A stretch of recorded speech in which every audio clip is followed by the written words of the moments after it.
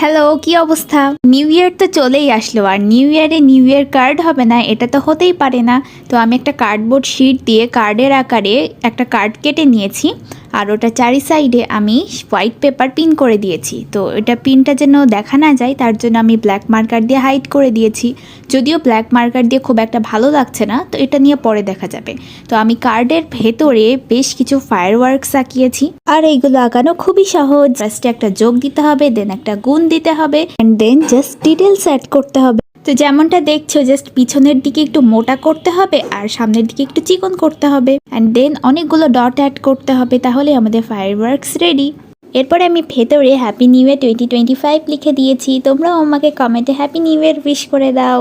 এরপরে আমি ভেতরে ব্ল্যাক মার্কার করা জায়গাটা ব্লু কালার করে দিয়েছি, অ্যান্ড উপরে নিজের জন্য একটা মেসেজ লিখেছি। আর কত ইজিলি আমাদের new year card ready. So এটাই হচ্ছে ফাইনাল রেজাল্ট। টাটা।